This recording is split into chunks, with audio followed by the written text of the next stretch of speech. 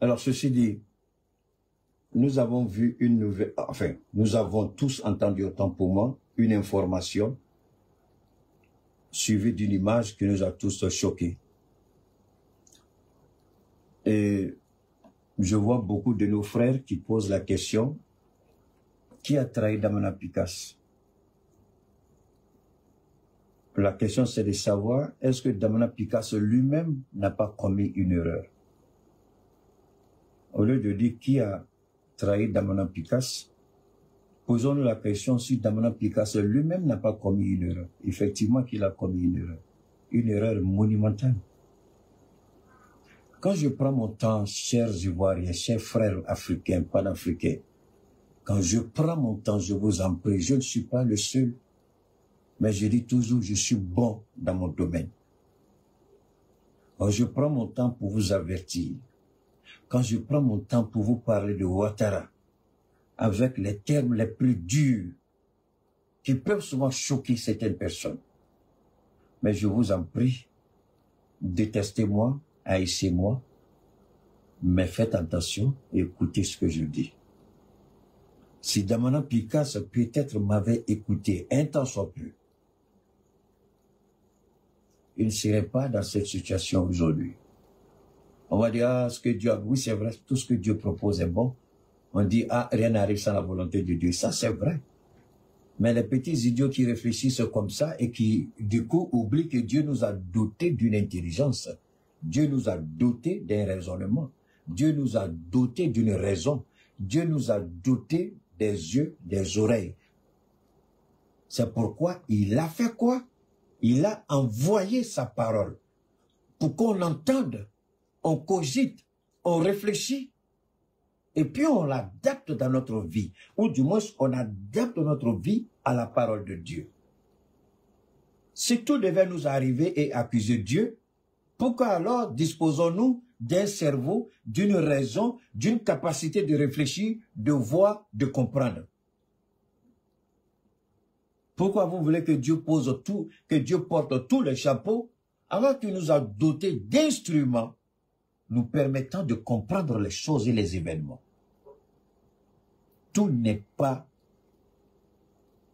lié aux accusations que vous portez en disant c'est Dieu, c'est Dieu.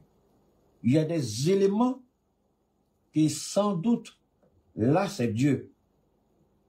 Mais il y a des erreurs qu'il faut éviter.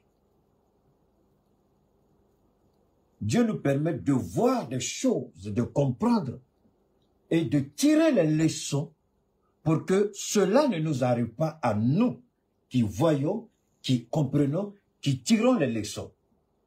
Mais si on voit les choses et puis on se tait, ça me pose un problème. Que le président Koudou Laurent Gbagbo, ne quitte pas la Côte d'Ivoire, je suis 100% d'accord avec le président Laurent Gbagbo. Soumaïla Bredou, le fameux porte-parole du PDC-RDA, a pris la tangente, il est parti. Maître Boka, c'est ça? Le patron de FIDOP, il a pris la tangente, il est aujourd'hui aux États-Unis. Mais comment Damana Picasse a pu croire un seul instant qu'il serait en sécurité en Côte d'Ivoire et particulièrement à Abidjan? Comment il a pu croire à ça? C'est bien beau, j'ai vu, ils sont en train d'accuser les gens. Qui a trahi, qui a trahi? C'est ça le problème du nègre. Le nègre ne voit jamais ses propres erreurs, mais il voit toujours que ce sont les autres. Quand il y a une situation, le nègre est prêt à accuser les autres. Pour que les gens livrent Damana Picasse, il aurait fallu que Damana Picasse, pour qu'il soit trahi, il aurait fallu qu'il soit sur le territoire ivoirien. Il était sur le territoire, il n'a pas été trahi. Pourquoi il n'a pas quitté la Côte d'Ivoire? Le shérif Balé a été clair. Elle dit, vous dites que j'ai quitté la Côte d'Ivoire, mais votre patron là, votre criminel là, votre assassin des pirates, c'est lui qui nous a montré la voie. Lui, il a quitté la Côte d'Ivoire. Et puis il a commencé à menacer. Il n'était pas en Côte d'Ivoire quand il faisait la grande gueule. Donc pourquoi vous voulez que nous aussi on reste en Côte d'Ivoire? Donc nous aussi on sort et puis on déstabilise son pouvoir. C'est ce qu'elle a dit. Et c'est ce qu'elle est en train de faire. Gbagbo Laurent on peut tout dire, mais personne, Ouattara, même s'il a bu bien jusqu'à... Si Ouattara est saoulé jusqu'à ici dans son caleçon, là, il ne va jamais s'amuser pour dire qu'il va arrêter Laurent Gbagbo. Le monde ne lui pardonnera pas, il le sait. Le monde ne le lui pardonnera pas et il le sait. Alors, Ouattara ayant analysé tous les contours, alors je suis en train de vous dire quelque chose de fondamental. J'avais parlé de ça, je me rappelle, permettez-moi de bien m'installer un peu. C'est les choses que j'avais annoncées. J'ai dit, Ouattara va s'en prendre à l'entourage de Gbagbo Laurent, affaiblir l'entourage. Si vous croyez que arrêter Damena Picasse, c'est la fin, vous n'avez rien compris, ce n'est même pas encore le commencement. Ça, c'est l'entrée en matière. Justin Katina est dans le viseur. Sébastien Djedje Dano, c'est ça? Il est dans le viseur. Tous ceux qui sont dans la haute direction du PPAC, personne ne sera épargné. Idem pour le PDCRDA. Ils ont tenté une arrestation. Ils ont tenté une arrestation de masse. Ils ont refusé d'aller. Mais je dis toujours aux Ivoiriens, attendez, vous avez deux idiots au pouvoir, deux criminels au pouvoir, deux assassins au pouvoir. Et Ouattara, dans sa tête maudite, maléfique, sataniste, pervers, il pense que lui, il doit léguer la Côte d'Ivoire à un adultéré, un criminel de la pire espèce, un voleur, un tueur de mari, un voleur de femmes mariées, Téné Brahima. Donc, vous entendez? D'accord. Ce mandat de Ouattara, ce n'est pas un mandat. D'ailleurs, je vais m'arrêter un peu. J'ai toujours voulu parler de cette situation d'Ely Pada, mais chaque fois ça me passe. Je crois qu'aujourd'hui, c'est là. Dieu veut que je parle de ça un peu, d'Ely Pada, d'accord? On va en parler.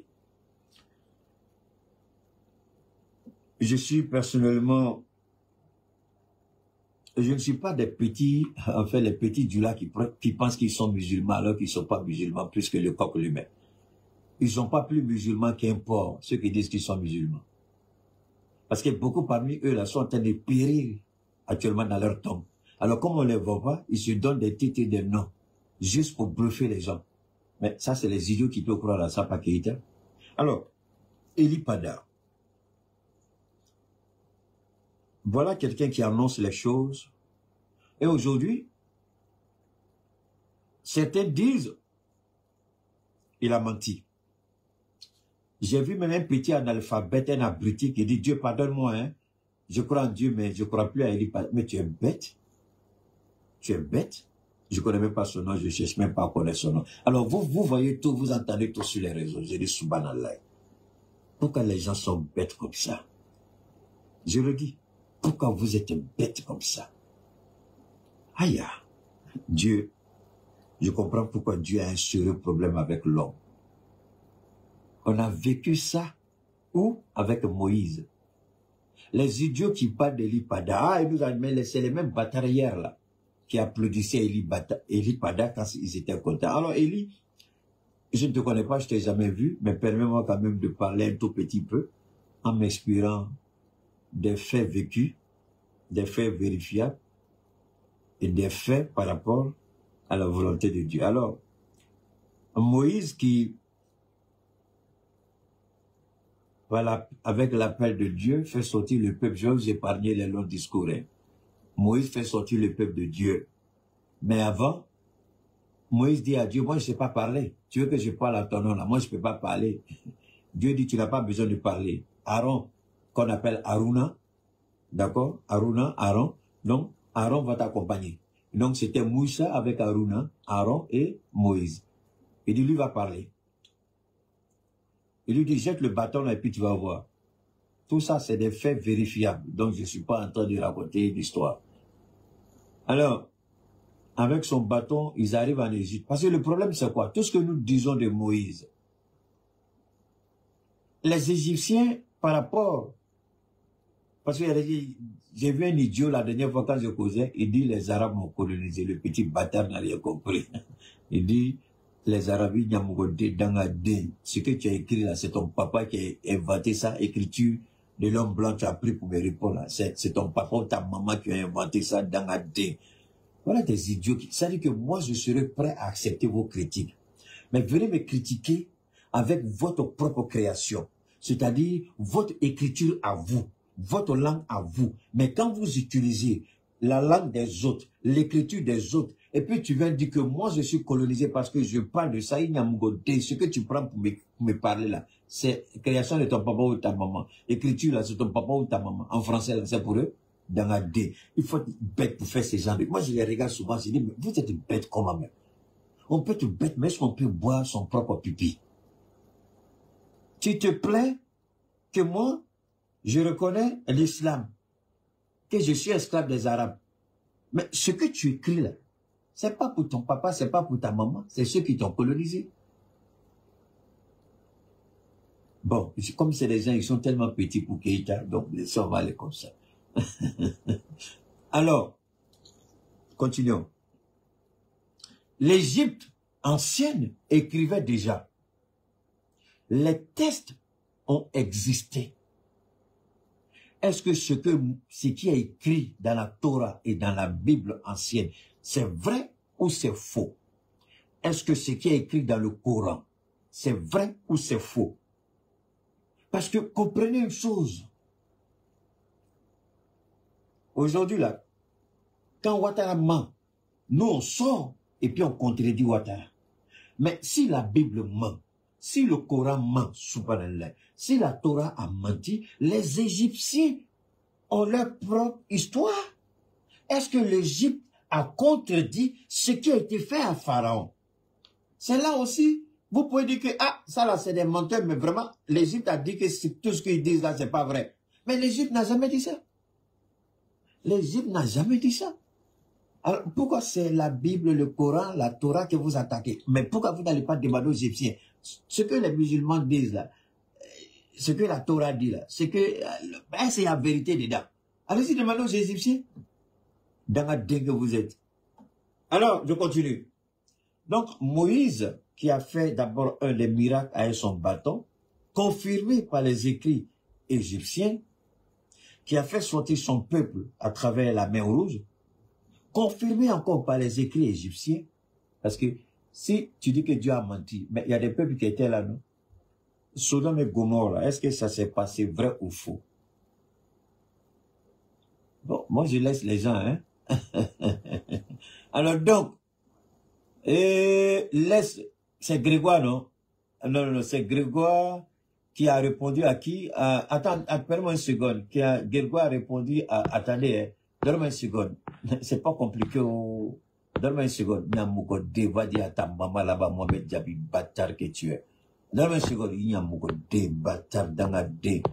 Enfant de capote percée. Va dire ça à ta maman là-bas. Alors donc, on continue. Ce qui est important, Moïse a fait tout ça. Alors, malgré tout, après qu'ils soient sortis d'Égypte, ils disent, Moïse était menteur. Ils ont commencé à se fâcher avec Moïse. Alors, ils ont commencé à se fâcher.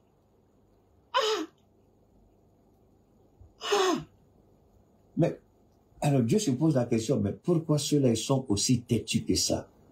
On a besoin d'être chrétien pour comprendre. Attendez, pourquoi vous êtes mal élevé avec des imbéciles? Sors de mon direct, bâtard que tu es. Je ne te donne même pas le temps de rester ici.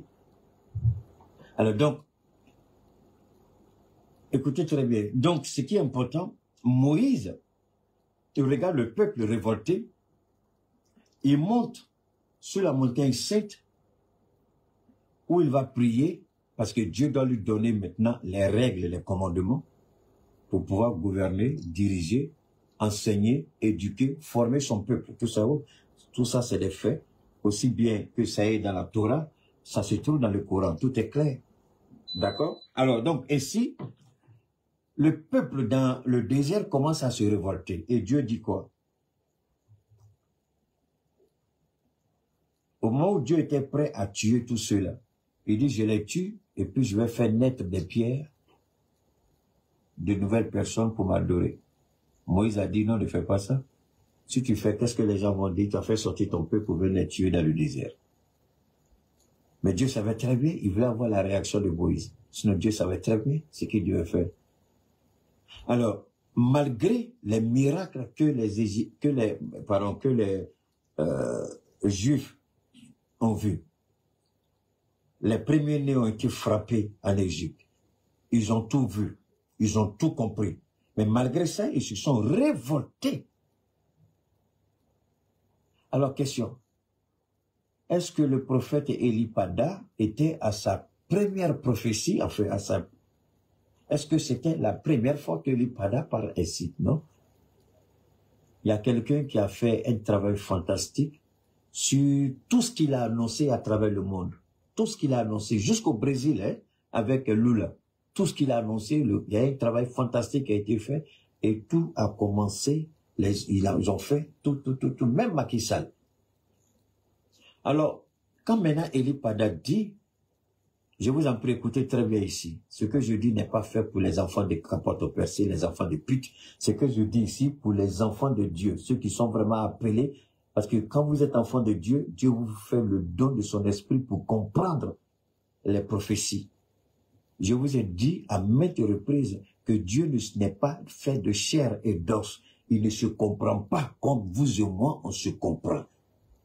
Mais Dieu se comprend et il a dit seulement en esprit et en vérité. Si vous n'êtes pas doté de cet esprit de vérité, tout ce qui a été dit, et c'est là l'erreur d'Élie-Pada, peut-être. Il a envoyé un message pour des gens certainement qui n'étaient pas prêts à comprendre la profondeur du message. Et donc, comme des idiots, ils ont tous sauté dessus. Comme tu as vu ta femme, tu dis, hey, ça c'est ma femme, tu as marié ta femme et puis vous allez passer nuit de noces. Mais ils ont compris la prophétie du monsieur avec l'émotion de l'homme, mais pas avec l'esprit critique. L'esprit de la compréhension, l'esprit de vérité. C'est ça qui a manqué à beaucoup de gens. À ceux qui l'attaquent, à ceux qui l'insultent, ceux-là n'ont pas l'esprit de Dieu, c'est forcé qu'ils vont insulter Élie-Pada. Ceux qui n'ont pas l'esprit du discernement, ils vont insulter Élie-Pada. Il ne faut pas leur en vouloir, parce qu'ils ne connaissent pas, ils ne comprennent pas, ils ne savent pas ce qu'il y a en eux. Alors, c'est pourquoi Dieu a dit, ceux-là, ces enfants adultérés, là, ils ne verront pas la terre promise. Mais il a dit, là où coule le lait et le miel, ça c'est la parole de Dieu. C'est la promesse qu'il a faite à Abraham.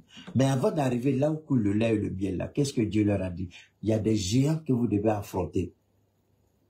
Parce que quand Dieu a montré l'étendue, ce pays-là à Abraham, Dieu ne lui a pas dit, attention, hein, il y a des géants là-bas, tes enfants devront se battre. Il y a un défi, il faut. Mais les défis là, c'est pour vous former. Les défis là, c'est pour forger la foi. Les défis là, c'est pour que vous ayez confiance en Dieu, malgré la situation, ayez foi en Dieu. Dieu va faire le palabre. Mais Dieu n'a pas dit à Abraham, s'il avait dit à Abraham, le peuple de Dieu se serait préparé en connaissance de cause. Mais Dieu voulait les prendre eux-mêmes dans ce propre piège-là pour voir comment ils vont réagir.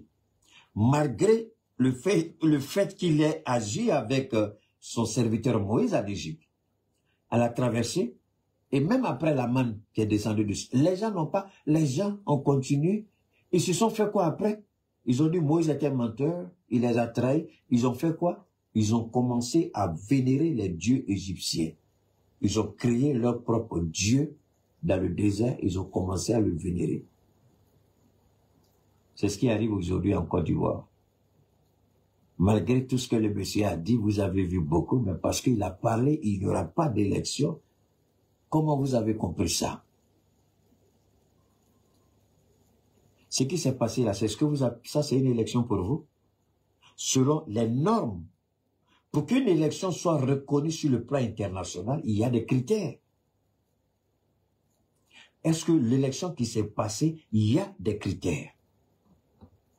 Alors je vais vous amener à comprendre pourquoi ce n'est pas une élection Et pourquoi Alassane Ouattara en veut terriblement à l'opposition. Et l'arrestation, du moins l'enlèvement de Damana Picasse n'est que le commencement.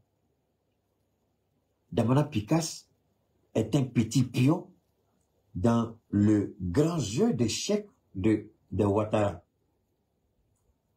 Le père criminel et le fils adultéré. C'est Damana Picasse est un petit jeu. Mais ils vont se servir de Damana Picasse comme ils ont fait à Nayo pour envoyer un message à tous ceux qui veulent s'opposer à eux. Cette élection n'est pas une élection. Cette élection est une mascarade. Cette élection n'a rien de crédible. Cette élection ne vaut absolument rien. Et ceux qui ont osé salir cette élection, empêcher cette élection, devront payer de leur vie. C'est la chasse qui a commencé. Alors venez me dire pourquoi ce que Eli Pada a dit n'est pas vrai ici. Les idiots qui disent « Ah, je crois en Dieu, je ne crois pas ni à mon Dieu. » Eli Pada t'a dit qu'il est Dieu, il faut le croire. Il a annoncé quelque chose. Mais est-ce que tu es bête ou tu n'es tout. Attendez, vous allez... Attendez, on n'a qu'à arrêter d'abord. Arrêtons d'écrire. On va s'écouter un peu. Alors, il y a examen. Vous devez aller passer le bac, c'est pas ça? Vous devez aller passer le bac. Et puis, je parle du centre. Là, vous devez passer le bac. Et puis, vous n'avez jamais vu qu'on a repris des examens parce qu'on s'est rendu compte qu'il y avait des fuites partout. Vous allez passer et puis tous les épreuves. Ah! Ce n'est pas une élection, ce à quoi on a assisté. C'est pourquoi tous ceux qui vont tomber par malheur entre les mains de ce régime criminel sans foi ni loi, ils vont le regretter. Tous ceux qui vont tomber entre les mains de ce régime criminel sans foi ni loi, ils vont le regretter. Alors, Damana Picasse n'a pas été arrêté. Il a été enlevé. Je n'ai pas besoin de vous décrire ce qu'il va vivre. Vous n'avez qu'à regarder ce qui est arrivé à Ali Faso, qui n'a même pas fait la moitié, qui n'était pas aussi influent en Côte d'Ivoire que Damana Picasse. Le PPAC a le droit de demander que Damana Picasse soit assisté d'un avocat. Ça, c'est le minimum qu'on puisse dire. Je voudrais dire aux autres, Justin Katina ne quittera jamais la Côte d'Ivoire. Sébastien Didier ne quittera jamais la Côte d'Ivoire. Stéphane Kipré ne quittera jamais la Côte d'Ivoire. Afin Guessan ne quittera jamais la Côte d'Ivoire, en commun Laurent Gbagbo. Mais s'il y a encore des Ivoiriens qui savent comment il faut prier, il faut commencer à prier. Parce que ce qui va arriver n'est pas beau. Vous pensez peut-être que c'est fini. Vous pensez peut-être que Ouattara a gagné. Moi, excusez-moi, Eli Pada, c'est un serviteur que je voudrais pas, vraiment que je voudrais pas manquer de respect, mais je m'en fous de ce qu'il a dit. Il a parlé au nom de l'Éternel. Mais, je veux dire, qu'il ait dit ou pas, c'est pourquoi je dis je m'en fous. Mais ce n'est pas péjoratif, c'est pas un manque de respect. Je veux dire, que Eli Pada ait parlé ou pas, vous connaissez très bien qui est Keïta. Keïta ne vient pas répéter comme perruquer ce que les autres ont dit. Il dit, je dis, allez-y vérifier. Si vraiment vous êtes serviteur, allez vérifier. Je dis ici, devant ce même pupitre, que Alassane Ouattara était déjà mort. Spirituellement, il est mort. Aucun homme de Dieu, s'il prétend servir le véritable Dieu, ne peut remettre en question ce que j'ai dit. Ouattara est déjà mort, je vous le dis, je le répète. Alassane Ouattara est déjà mort.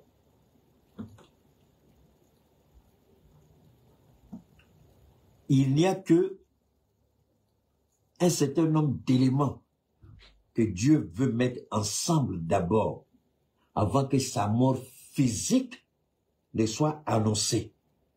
Mais la question, est-ce que Dieu va permettre à Ouattara de partir comme ça?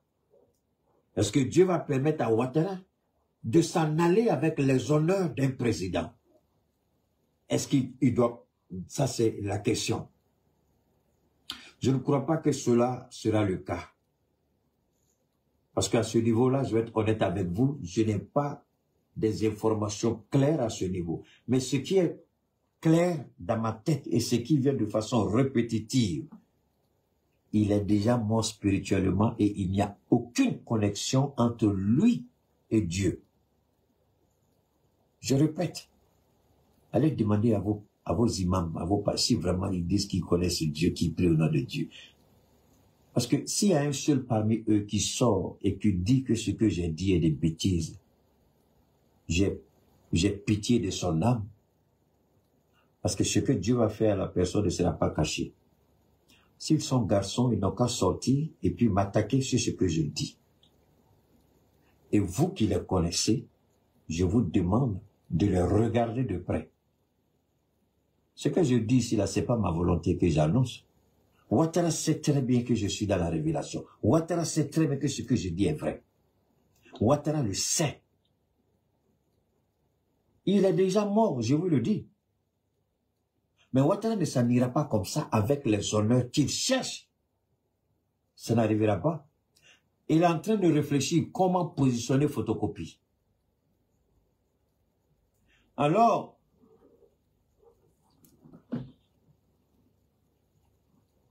je vais vous dire une chose.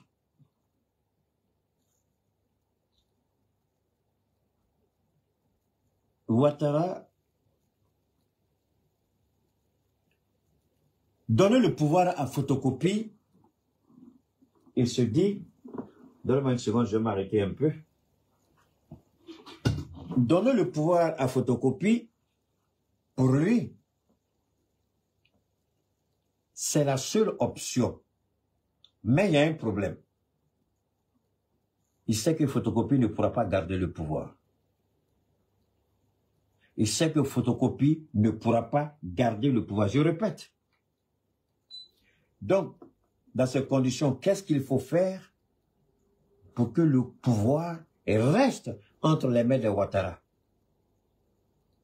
C'est le véritable dilemme qui est là, parce que au sein du RHDP, photocopie ne fait pas l'unanimité. Et Ouattara craint, s'il force, et puis il meurt, ou il transfère le pouvoir, peu importe le cas de figure, il sait tout de suite que les oppositions, aujourd'hui là, il y a beaucoup de gens qui veulent sortir, mais ils ne peuvent pas sortir parce que Allah Titamakoudi est là. Et beaucoup prient qu'ils s'en aillent vite pour régler les comptes entre eux au sein du RHDP. La grande guerre dont les gens ont peur en Côte d'Ivoire, le bain de sang dont les gens craignent en Côte d'Ivoire, je suis au regret de vous le dire, certainement ce ne sera pas avec l'opposition, mais à l'intérieur même du RHDP. Le poisson pourri par la tête. C'est à l'intérieur même du RHDP. Parce que Téné Brahima, criminel, assassin, voyou, escroc, voleur, kleptomane, c'est celui qui a recruté tous les petits voyous d'Abidjan. Il n'a pas seulement recruté pour attaquer, attention, l'opposition. Ah non, non, non, non, non. Il a formé sa propre milice parallèle, photocopie, pour servir ses intérêts si jamais il y a une opposition au sein du RHDP. Et votre idiot le petit qui est rentré là, qui dit qu'il coupe les tendons là. Photocopie a déjà mis à sa disposition un certain nombre de prérogatives. Il a même déjà un petit budget. Il va travailler sans aucune crainte. C'est lui qui sera chargé de recruter dans nos quartiers à Abidjan, à l'intérieur du pays, dans les régions, dans les départements. Il a un budget conséquent qui a été mis à sa disposition. lui, il sera la main armée, la branche armée invisible du pouvoir de photocopie. Ce ne sera pas seulement contre les opposants, mais ce sera évidemment contre ceux-mêmes qui sont au sein du RHDP. Et le commandant supérieur de la gendarmerie, Apalo, et le directeur général de la police, Youssouf Bagayoko, c'est les gens qui ont déjà prêté allégeance à photocopie. Et Patrick Hachi travaille dans cet esprit-là. Donc, il y a une branche, il y a 3 branches que actuellement, et là, il sera étonné. Ouattara sera il sera dans tous ses états.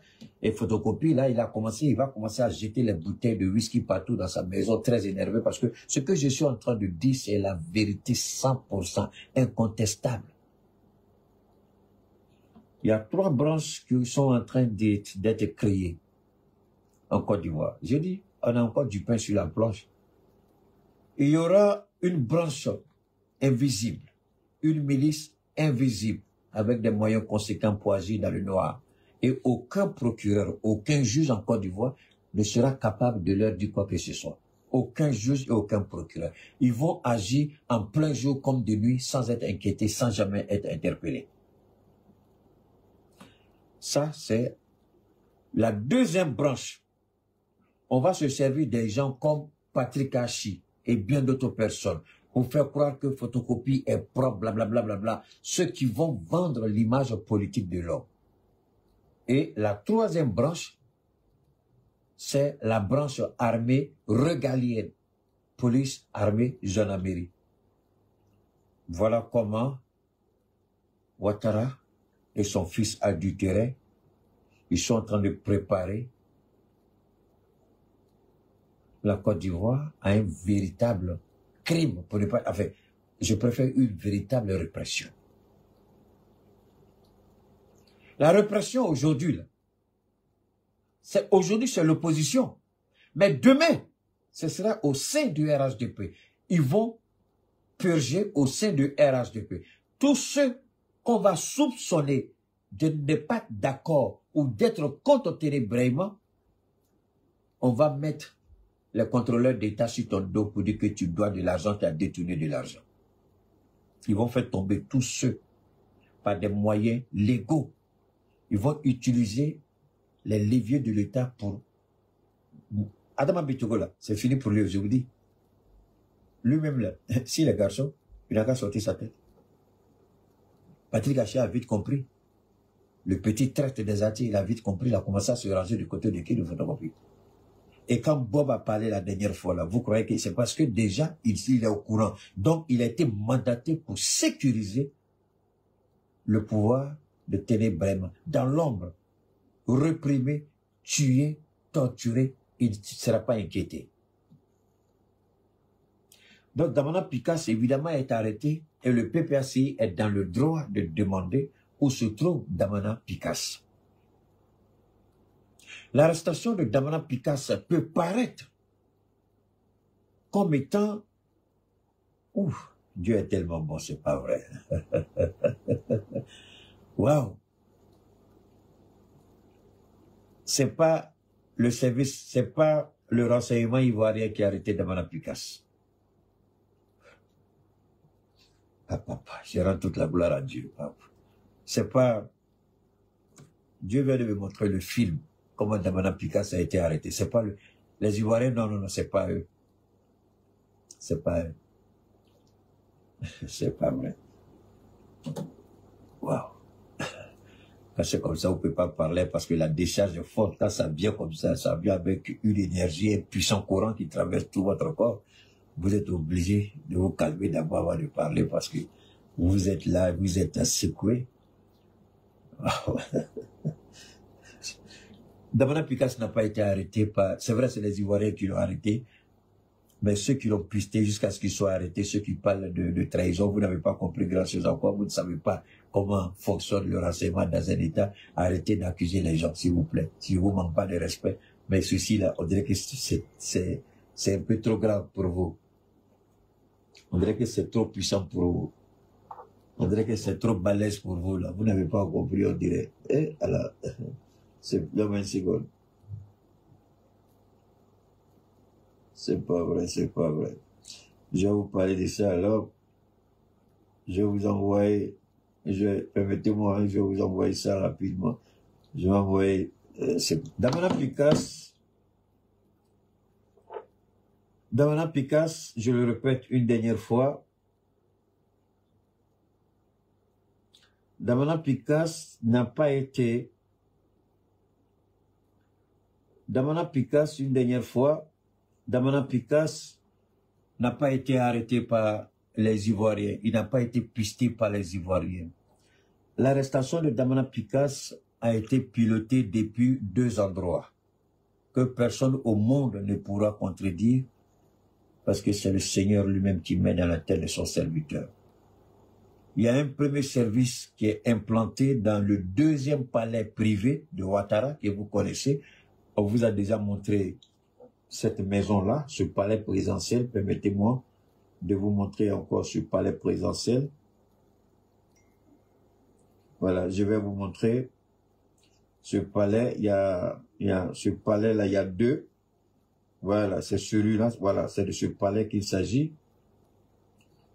Voilà, permettez-moi. Ok, voilà, c'est le palais-là qui est là. Oh, toi aussi, tu fais voilà. Oh, ok, non. Oh, merde. Ok, voilà. C'est le palais là qui est là. C'est au plateau. Ça, c'est le 2e palais privé de Ouattara. Il est le seul à avoir accès à ce palais.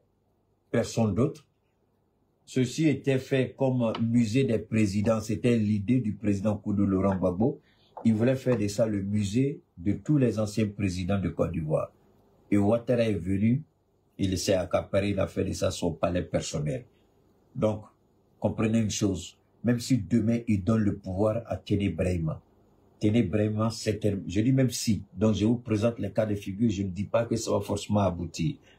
Téné Brahima sera dans l'autre palais et Ouattara aura toujours ce palais-ci pour tirer sur les ficelles. Ceci va devenir son bureau privé et personnel. Et c'est ici qu'il va tenir ses réunions avec photocopie et le commandement supérieur des différentes forces armées en Côte d'Ivoire. Personne n'aura accès à ce bureau. Ceci, c'est le bureau personnel de Ouattara. L'argent, mais je ne sais pas comment Ouattara voit les Ivoiriens. Au nom de Dieu, Ouattara voit comme les Ivoiriens, comme des Nyamoko, des Dangandais qui ne passent même pas. Comment un seul homme peut faire ça? Et croit que Dieu va le regarder. Il n'a pas vu Ben Ali. Il n'a pas vu Ben Ali. Ouattara n'a pas vu Ben Ali. Où ça? En Tunisie. Ben Ali a eu le temps de courir pour aller où? En Arabie Saoudite. Après mon direct, allez-y regarder le palais de Ben Ali. Allez regarder à quoi ça ressemble. Jusqu'à la date d'aujourd'hui, personne n'a été capable de quantifier combien d'argent a été injecté dans ce palais pour la construction. Personne. Ce palais-ci, qui a été construit avec l'argent des Ivoiriens, personne ne sait combien d'argent a été investi dans ce palais. Personne. Mais c'est Ouattara seul qui va là-bas. Donc, l'arrestation de Damana Picasse, comme les futures arrestations d'opposants ivoiriens, tout est planifié ici, d'abord avec le service israélien. Le Mossad est installé ici. Je mets tous les Ivoiriens au défi. Il y a une partie de ce bâtiment-là, je parle de ce bâtiment, celui-ci. Oh là là, attends, permettez-moi, je vais le faire avec la tablette là, comme ça vous allez voir un peu plus grand, vous allez voir ça plus haut. Ouais, ok.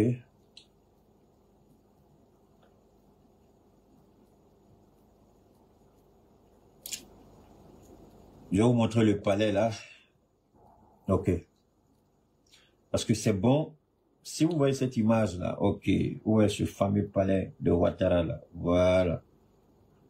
C'est le palais là qui est là. Hey. Je vais vous montrer le palais là. Permettez-moi, je vais... Ok. Je vais ici, on va s'entendre, tu regardes. Oui, tu viens ici, toi tu vas où là? Toi tu comprends même, on n'a pas besoin de ça. J'ai dit... Ça c'est quoi ça? Facebook. On vous demande, on demande rien, vous me montrez Facebook. Moi, je dis, je vais voir palais ou m'envoyer dans Facebook. Non, mais une seconde. C'est à cause de ça, j'aime pas trop Facebook, à cause des bêtises que souvent les gens... Ah, ça m'amène sur Facebook, quoi. Bon, j'ai pas besoin d'aller sur Facebook. Je vais pas aller sur Facebook. Je vais voir ça ici. Oh, non, non, non. Non, mais une seconde, tout ce qui est sur Facebook, là, je vais pas prendre parce que j'ai pas envie d'aller me perdre sur Facebook. Voilà, je vais juste vous montrer. C'est pas vrai. Hey. Ça, c'est, ouais, vous savez, les conneries de trucs. Bon, attendez, vous m'emmerdez, je... Alors, ce palais-là, il y a les... Oh, arrêtez de m'emmerder, je vais pas regarder là. Pourquoi m'emmener sur X? Alors donc, le palais, dans ce palais-là, celui que je vous ai montré, il y a une équipe du Mossad qui est installée là-bas pour pister, pour contrôler, pour écouter. Donc,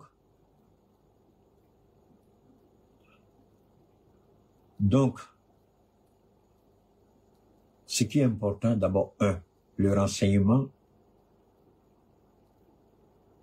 Alors, pourquoi le renseignement israélien?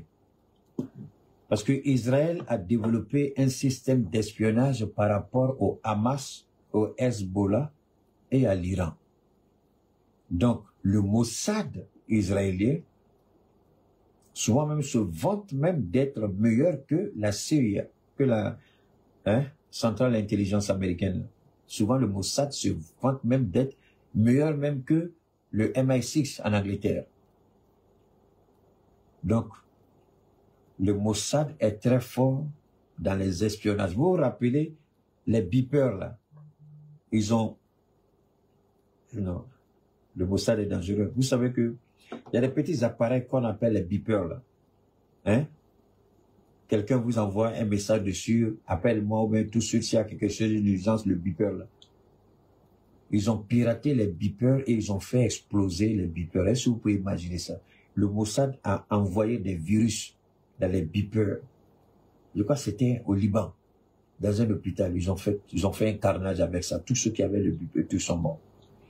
Donc, ils sont très forts. Donc, le Mossad, là, le palais que je vous ai montré, le palais privé de Ouattara, il y a une partie qui a été mise à la disposition du Mossad, avec des instruments à vous couper le souffle, payés avec l'argent du contribuable ivoirien, pour espionner l'ivoirien.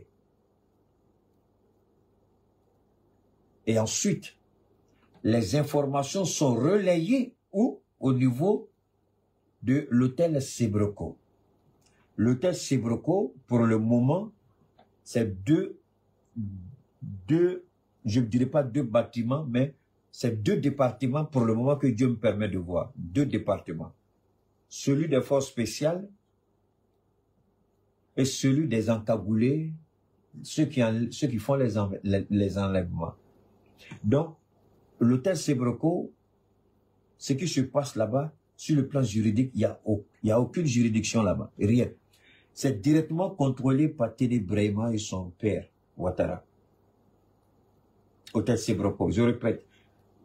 Il peut y avoir plusieurs branches, mais moi, pour le moment, c'est deux branches que je vois.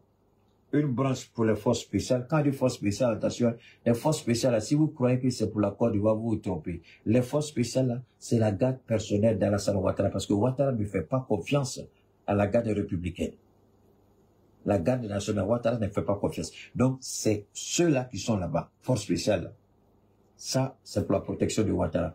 Et à côté, évidemment, il y a les encagoulés, ceux qui font les enlèvements. Et puis, il y a des endroits bien faits pour les tortures, quoi. Donc, imaginez ce que Damana Picasse peut endurer aujourd'hui, à l'état où nous parlons. Imaginez ce qu'il est en train de vivre aujourd'hui. Pour avoir dit non.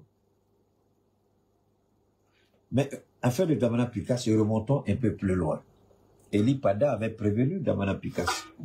Et il paraîtrait que il y a quelqu'un dans l'entourage de Damana Picasse qui a appelé Eli Pada, la secrétaire d'Eli Pada, et puis insulté copieusement et l'IPADA. Je ne sais pas pourquoi ils ont fait ça. Mais moi, je pense que Damana Picasse, son arrestation, peut-être qu'il y a eu un peu trop de zèle de sa part. Peut-être qu'il a négligé beaucoup d'aspects. Quand nous prenons le temps pour vous parler d'Alassane Ouattara, c'est parce que nous savons que c'est quelqu'un qui ne marche pas selon les règles. Et l'opposition ivoirienne, et Bob n'a pas eu tort pour une fois. Avant-hier, je vous ai fait écouter Bob. Il y a eu l'audio où il disait l'opposition ivoirienne est faible pour enlever Ouattara. Est-ce que les Ivoiriens ont compris ça? Il dit l'opposition ivoirienne est faible pour enlever Ouattara. Mais est-ce qu'il a menti? Il n'a pas menti. Il n'a pas menti. Pour une fois, j'étais d'accord avec lui. Même si c'est un criminel. Il dit l'opposition ivoirienne est trop faible pour pouvoir enlever Ouattara. Parce que est-ce qu'ils sont prêts à faire ce que nous on fait pour que Ouattara reste au pouvoir? Voilà ce que ça veut dire.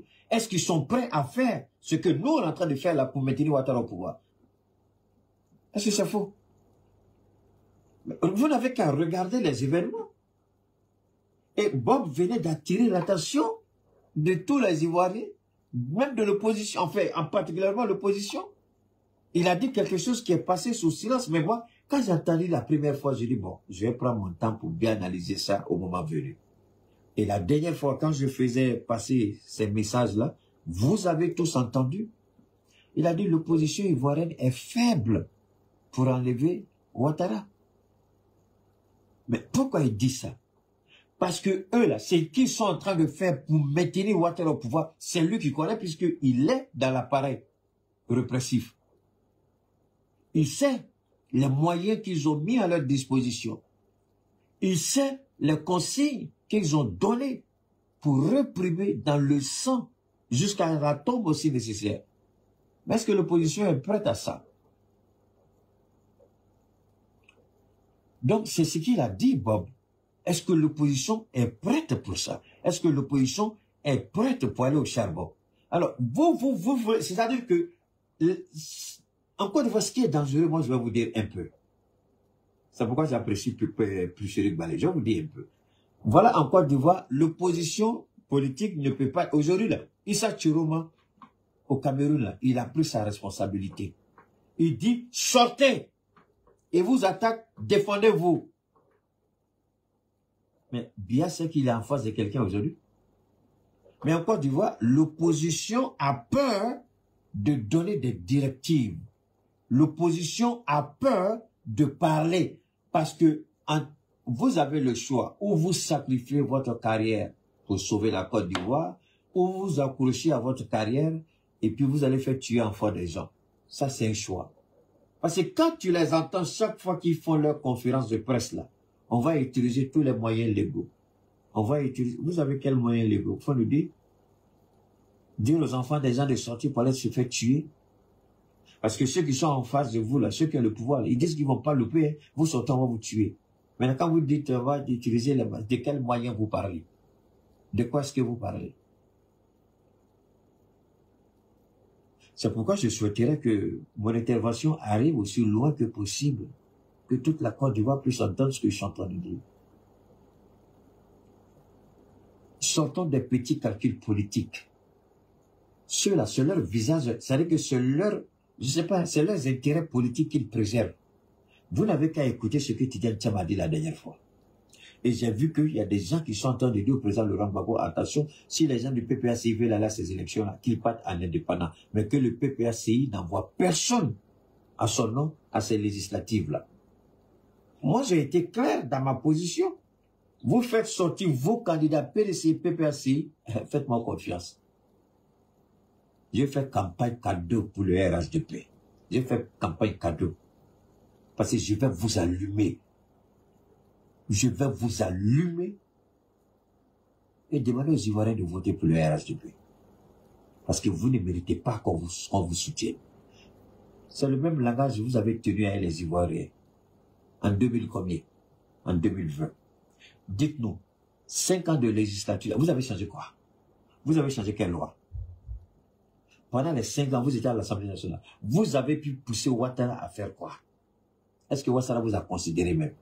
Est-ce que Ouattara voyait en vous-même comme des... Alors, si c'est pour aller vous asseoir avec vos costumes, prendre 2 millions, 3 millions, 5 millions par mois, ne dites pas que vous voulez pas les laisser seul. Parce que vous, pour dire que je ne veux pas laisser quelqu'un seul là, attends, c'est que tu peux apporter, attends, la go dit moi là, mon gars, je laisse pas. Ou le gars dit moi, je laisse pas ma go.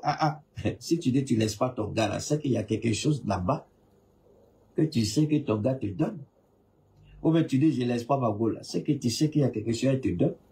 Sinon, pourquoi tu n'as pas parti? Si vous dites que vous le faites, chacun prend sa route, non. Mais pourquoi vous êtes toujours collés? Vous voulez avoir un privilège, c'est-à-dire le passeport diplomatique, sur le sang des Ivoiriens, et j'ai honte à votre place. PDC RDA. Pour le moment, c'est du PDC que je peux. Parce que PPCI, là, pour le moment, c'est pas trop clair. On m'a dit PPCI a écrit, je n'ai pas encore vu, on m'a même envoyé le document, mais on dit Laurent Gbagbo, pour le moment, je ne sais pas trop. Je ne sais pas trop. Je n'ai pas vraiment, on m'a même, je répète, hein, on m'a envoyé un document, mais je ne sais pas trop. Alors, jeune de Côte d'Ivoire, je vais même laisser ça. Hey, il s'agit de votre avenir. C'est pas Tidjane Thiam. Il a déjà eu ce qu'il veut, là. Bon, lui pense qu'il doit venir prendre héritage politique de son grand-père. Mais il ne veut pas se salir, hein, Tidjane Thiam. Il veut venir prendre héritage politique de son grand-père au fond. Il ne veut pas se salir. Hein? Il dit, ah, nous on va aller au législatif, ah, nous on ne veut pas faire violence, ah, tout ce qu'il a dit, quand vous écoutez le verbiage creux de Tidjane Thiam, j'ai pris le temps, je l'ai écouté les 11 ou 12 minutes. Mais, c'est quelle parole? Parce que quand je l'ai écouté, j'ai dit, attends, mon ami, pardon. Quelqu'un qui veut le pouvoir, là, et quand on écoute ce que tu as dit, là, où est-ce qui est cohérent dans ce que tu as dit? Quelle est la démarche que les Ivoiriens doivent suivre? Donc, tu dis aux Ivoiriens, sortez les bras nus, allez vous faire massacrer. Chaque fois qu'on dit de sortir, sortez. Ne vous défendez pas, hein. Laissez-les vous massacrer. En fait, quand j'écoutais son discours, là, son communiqué, Tidjane Thiam, c'était ça. Mais, Ivoiriens, vous devez comprendre une chose. Je l'ai dit à maintes reprises. Vous voulez toujours que le président Laurent Gbagbo vous dise de faire ceci ou de faire cela. Mais pourquoi vous voulez que Gbagbo Laurent vous dise sortez ou ne sortez pas? Après le 25, aucune manifestation. Maintenant, vous attendez le 8 pour sortir parce que Gbagbo dit qu'il faut sortir le 8 pour marcher. Est-ce que vous êtes certain que c'est avec une telle attitude que vous allez renverser le pouvoir de Ouattara? Voilà pourquoi Bob le mannequin vous a dit, vous êtes faible. Il n'a pas tort. Vous êtes faible, vous n'êtes pas à la hauteur. Donc, alors, si vous voulez attendre que Laurent Gbagbo vous dise de sortir, moi je vous demande pardon, préservez vos vies et laissez Ouattara jusqu'à ce que Dieu même l'enlève là. C'est mieux. C'est-à-dire que n'allez pas vous faire assassiner si vous n'avez pas la conviction. Parce que vous dites, c'est Gbagbo qui doit vous dire. Vous dites, c'est peut-être, c'est Laurent Gbagbo doit donner un mot d'ordre. Un mot d'ordre. Mais vous-même, là, vous ne pouvez pas vous lever avec votre propre détermination. Vous attendez que Gbagbo Laurent vous dise de sortir. Mais laissez le vieux se reposer. Laissez le monsieur se reposer. C'est à cause de vous, là. Il allait à La Haye pendant plus de 8 ans. Parce qu'il a été clair. Il dit, si je me rendais, c'était fini pour vous. Mais regardez, il ne s'est pas rendu, hein, mais regardez ce que le RHDP fait. Donc imaginez s'il s'était rendu alors. Les séquelles qu'il a là, ce sont les séquelles de la lutte. Mais allez-y fouiller un compte bancaire de Laurent Gbagbo où vous allez trouver des milliards amassés là-bas. Vous n'en verrez pas. Donc tout ce qu'il a fait depuis toujours là, c'est pour vous. Vieux encore, incapable de... Mais quel est cet enfant maudit qui dit à son papa fatigué, il faut te lever pour aller toujours au champ. Alors que toi, tu connais la route du champ. C'est le père qui doit aller regarder les pièges, qui a attrapé les agoutis là. C'est le vieux qui doit prendre son fusil là, calibre 12, c'est lui qui va aller chasser les aquanés, les chauves-souris, les oiseaux, tout ça, les animaux en brousse. Et toi, tu es là, ton père est là, c'est toi qui veux que ton père est... Mais laissez le vieux se reposer. Il vous a montré la voie. Depuis la sortie de Damana Picasse, quand elle est sortie, il dit sortez, prenez la rue. Moi, j'ai su que Damana Picasse venait de mettre sa vie en danger. Et je venais de comprendre que Damana Picasse venait de creuser sa propre tombe. La question que je me t'ai posée, est-ce qu'il est en Côte d'Ivoire quand il a dit ça? Hey, voilà, vous croyez que je n'ai pas envie d'aller à Sini Mafia? Vous croyez que je n'ai pas envie d'aller à Grand Bassam, au bord de la plage, tout ça? Vous croyez que je n'ai pas envie d'amener mes enfants là-bas? Mais je ne vais pas, parce qu'il y a un criminel que j'aime pas sa tête. Pour deux raisons. Ma sécurité ne sera jamais garantie si je vais là-bas. Ça allait me jeter dans la gueule de loup. Et puis deuxièmement, le monsieur là, je ne vais pas rentrer en Côte d'Ivoire pendant qu'il est président. C'est une prière que j'ai faite à Dieu. Si je dois rentrer un jour en Côte d'Ivoire, je ne sais pas combien d'années ou combien de mois ça prend, mais je ne vais pas rentrer quand lui est au pouvoir. Donc, d'une certaine manière, peut-être les gens diront, bon, mais c'est pas ça c'est pas un sacrifice, ça c'est ta façon de voir les choses. Mais j'ai choisi, j'aurais pu me taire, comme tout le monde, et puis aller faire le travail du RHDP, ramasser les millions. Vous croyez que le RHDP ne serait pas content d'avoir quelqu'un comme moi, et vous croyez qu'ils n'ont pas tenté de le faire? J'ai été approché, j'ai dit, mais est-ce que vous savez qui est Keïta? Ils ont tenté une seule fois, et puis ils n'ont plus fait une deuxième fois.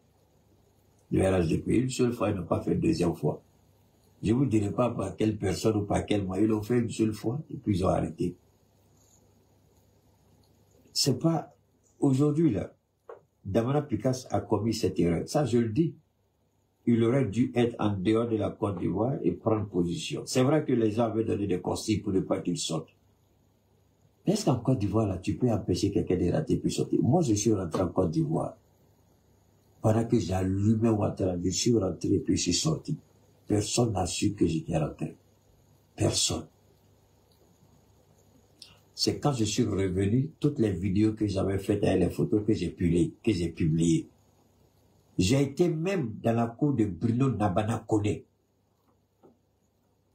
le beau-fils d'Alassane Ouattara. C'est pas lui qui a marié la fille de Ouattara, celle qui est secrétaire générale en présence. Donc posez-vous la question, mais j'ai allé jusqu'à chez, oui. Et puis je suis ressorti. Damana Picasse aurait pu très bien organiser d'abord sa sortie intelligemment avant de se lancer dans ces autres choses. Donc, au lieu d'accuser, il a été trahi. Lui-même, il n'a pas pris au sérieux sa propre vie. Parce que nous savons qui est Ouattara. C'est quelqu'un qui est prêt à tout. Pendant 15 ans, Ouattara a pris le pouvoir pour lui-même. Lui et la France. Ce quatrième mandat-là, ce n'est pas pour Ouattara lui-même. Ce quatrième mandat, c'est pour positionner son fils adultéré, le coureur de jupons, le tueur de mari. Donc, Téné Brahima, qui tue mari des femmes et puis il prend leurs femmes, il prend maman des gens. Téné Brahima qui est le plus grand criminel de toute l'histoire de la Côte d'Ivoire. Il est plus criminel que le colon même qui était là. Ouattara veut d'abord s'assurer de la soumission totale de la hiérarchie militaire, policière et des gendarmes. Il veut avoir la certitude que tout le monde soit dans les rangs. Ensuite, mettre une équipe politique autour de Téné Brahima. Il est en train de préparer son retrait. Si vous croyez qu'il est venu pour rester là, vous vous trompez. Ouattara est venu. Ce quatrième mandat-là, c'est celui de Téné Brahima. Ce quatrième mandat-là, il le prépare pour Téné Brahima. On dit que Ouattara est mauvais. Non? Quand Téné Brahima va prendre le pouvoir, là, vous allez connaître véritablement ce que c'est que la dictature. Jusqu'à présent, là, ça là, c'est rien. Parce que Ouattara, là, ceux qui connaissent Téné Brahima, si vous avez des gens qui sont dans l'entourage de ces gens-là, appelez-leur et puis posez-leur la question. Ils vont vous dire qui est réellement Téné Brahima. Vous n'avez aucune idée de ce que Téné Brahima peut faire aux Ivoiriens. Je vous jure au nom de Dieu, Alassane Ouattara est petit. C'est vrai. Regardez les deux. Pendant que un dit, on va les gérer, l'autre dit, ce sont des chiens. Donc, Ivoiriens, il vous appartient de dire que nous ne sommes plus d'accord. Vous n'avez pas besoin de Laurent Gbagbo pour ça. Les Malgaches n'ont pas eu besoin parce qu'ils ont dit toute la classe politique est pourrie. Ils n'ont pas eu besoin de politiciens pour leur dire de sortir. Les jeunes Tanzaniens n'ont pas eu besoin des politiciens. Ils ont dit ils sont tous pourris, ils sont tous des voleurs. Et d'ailleurs, eux là, ils s'attaquent aux intérêts de tous les politiciens en Tanzanie. Au Népal, c'était la même chose. Mais c'est vous, en Côte d'Ivoire, vous vous asseyez dans vos salons et puis vous attendez que Laurent Gbagbo vous dise de sortir. C'est comme là, quand vous allez les bienfaits, la presse, ce sera pour Gbagbo Laurent. Mais là où il est là, il dit qu'il veut plaire le président. Donc, quel est le message de Laurent Gbagbo que vous n'avez pas compris? Il dit, je vous soutiens, tant que vous êtes dans la rue, je vous soutiens jusqu'à ce que ce régime tombe. Et vous attendez encore que Laurent Gbagbo vienne vous dire encore tous les jours, sortez, sortez, sortez, sortez. Parce que finalement, ce qui va se faire, c'est quoi? Vous allez obliger ces gens-là à aller massacrer le monsieur chez lui. Parce qu'ils vont commencer à jeter de la lacrymogène en mentant que des manifestants ont fui pour entrer là-bas. Ils vont imposer un blocus et puis lancer les lacrymogènes. Mais ce sera votre faute si quelque chose arrive à Laurent Gbagbo. C'est pas Ouattara vous allez accuser, c'est vous. Je vais vous révéler une parole de Dieu qui dit, parce que tu n'es ni chaud ni froid, moi je te vomis. Je vous en prie, ne soyez pas celui qui est vomi par Dieu. Vous n'avez pas besoin d'un leader. Décidez par vous-même, personne ne pourra vous contrôler. Décidez par vous-même, le monde saura que cela vient de vous. Décidez par vous-même et épargnez Gbagbo Laurent d'une humiliation, d'une crise. Parce que là, vous ne l'aimez pas. Vous avez tellement peur de perdre votre petit confort. Je suis totalement choqué par ce qui s'est passé à Nayo. J'ai voulu faire passer le message de Nayo. J'ai voulu vous faire écouter ce qui s'est passé à Nayo. Un narratif qui est totalement différent du mensonge écrit par le barman appelé procureur. Nadi Gbagbo est celle qui, en tout cas, ce qui me concerne, nous a permis d'avoir la vérité, de savoir la vérité sur ce qui se passait à Nayo.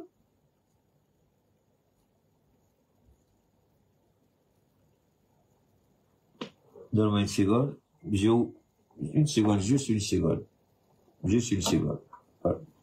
Juste une seconde. Je vais vous faire écouter ça.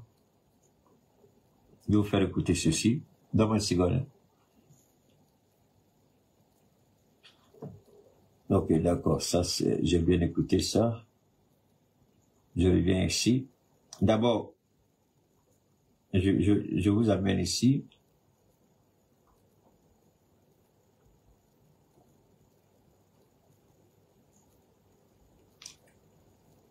Oh là là, où est cette partie de...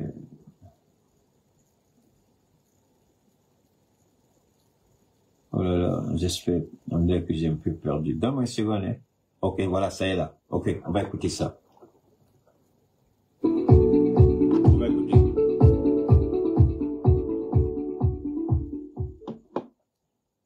Le fou alors a fait l'historique de la situation.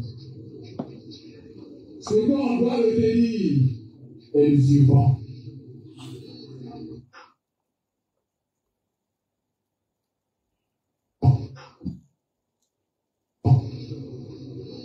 Nous vivons ici à Nayo depuis longtemps. On va écouter. Avec nos frères mariés. Écoutez. Certains même ont fait des enfants avec nos filles. Donc nous sommes une famille ici à Nayo. Depuis longtemps. Depuis plus de 50 ans. Nous vivons ici avec eux. Pour dire que nous sommes une famille. Entre les détés et les validités, nous sommes une famille. Ce qui s'est passé, le verset, samedi verset, est grave. Je traduis ce que mon frère a dit. Je n'ajoute rien, je ne retranche rien. ce qu'il a dit, c'est ce que je suis en train de dire. Il a dit, ils ont vu venir les élections, donc lui, avec le sous-chef, il a appelé tous ses frères, les mariés, les mutés, et ils se sont croisés, et ils ont échangé. Il leur a dit, le chef n'est pas là, mais le chef de charge de vous dire, les élections qui arrivent là, comme nous vivons en famille, nous ne voulons pas de bagarre ici, en Haïti. Parce qu'en 2000, il y a eu, pour les mêmes élections, il y a eu un fait ici. Alors, regardez, on ne va pas tout écouter parce que je vais faire une intervention particulière, spécifique sur cette situation-là, le narratif-là, pour rétablir la vérité. Vous avez entendu sur les plateaux de télévision comment la vérité a été manipulée. Ils ont fait croire aux Ivoiriens que ce sont les jeunes de Nayo qui sont à l'origine de ce qui s'est passé. Alors, écoutons ça, écoutons encore. Mais cette fois-ci, là, ce qui vient là, nous ne voulons pas de bagarre. Écoutez bien, il dit en 2020, il y a une situation. En 2025, donc pour éviter la situation, le chef n'étant pas disponible, il a envoyé son sous-chef.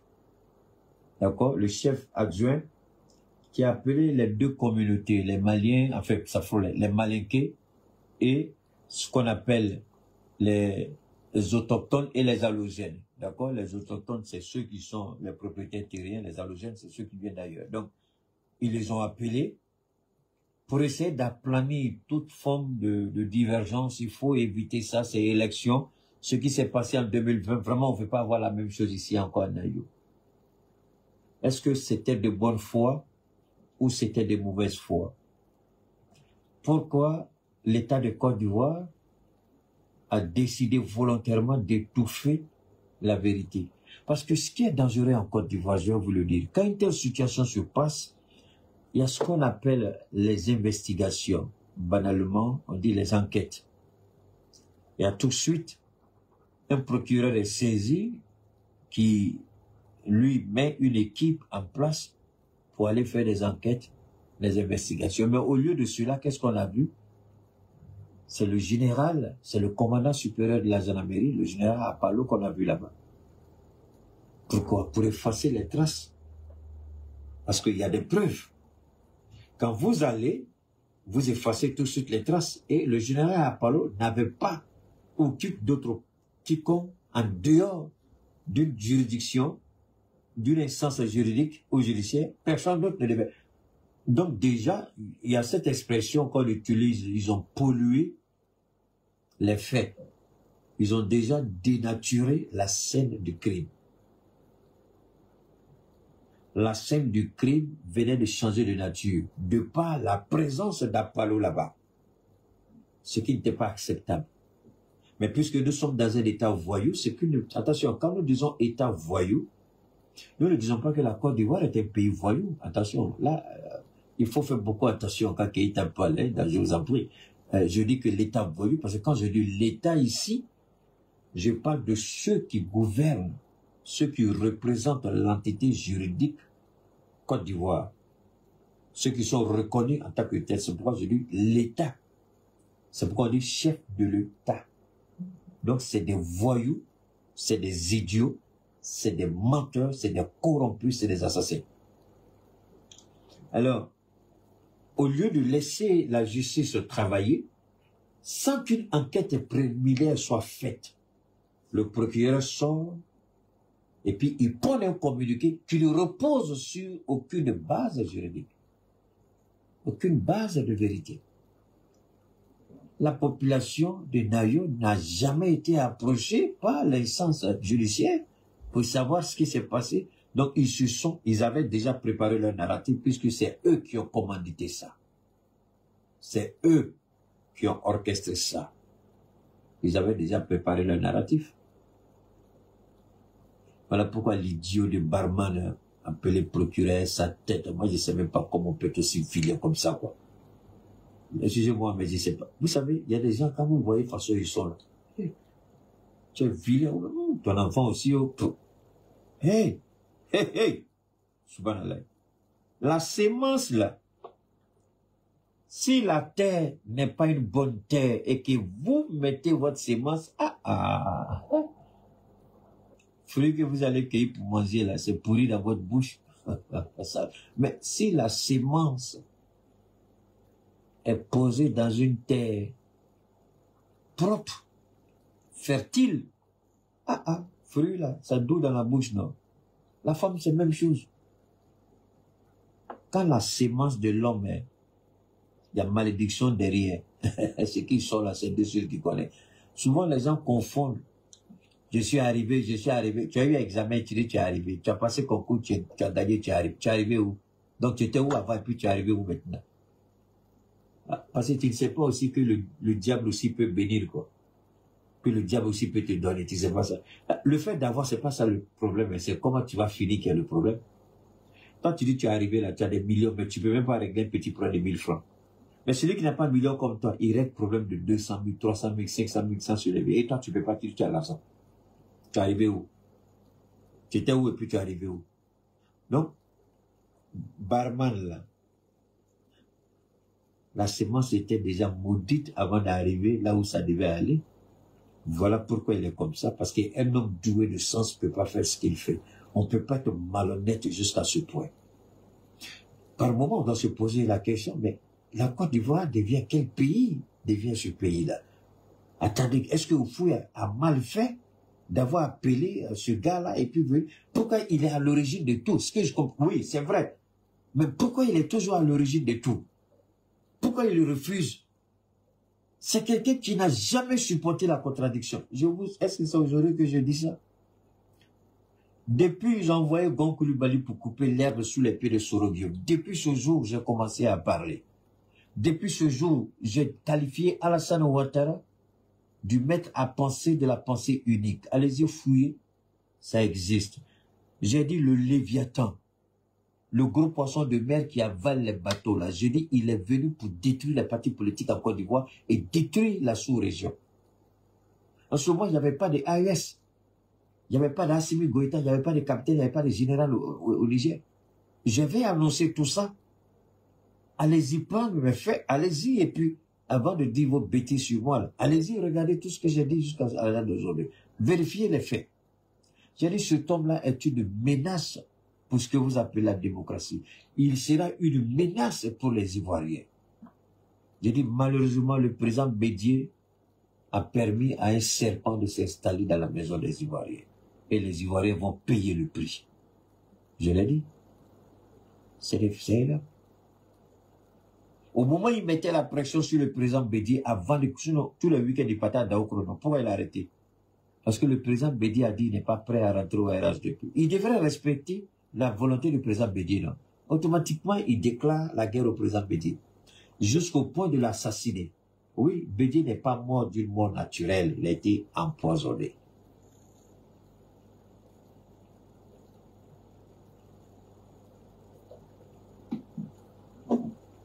Ils sont tombés tous d'accord et ils se sont séparés. 2-3 jours avant les élections, il a encore convoqué une autre réunion. Et la délégation des Malinké politiques était guidée par Papa Daniel. Il leur a parlé au nom du chef central et il leur a dit, je vous ai appelé pour vous demander pardon.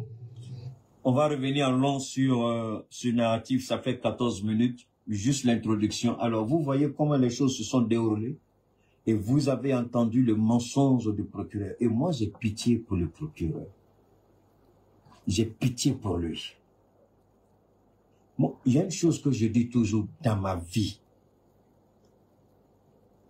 Je préfère me maintenir dans ma position, mourir dignement et recevoir toute la grâce et la faveur de Dieu à ses côtés. Quand ce procureur se regarde, quand il rentre chez lui, là, il se couche, enfin, je ne sais pas s'il est marié, s'il a des enfants. Mais Barman connaît. Wallahi billahi, je le jure au nom du Créateur Allah. Tout ce que tu vas faire subir aux Ivoiriens, wallahi, Dieu va le payer dans ta famille. Tu vas le regretter.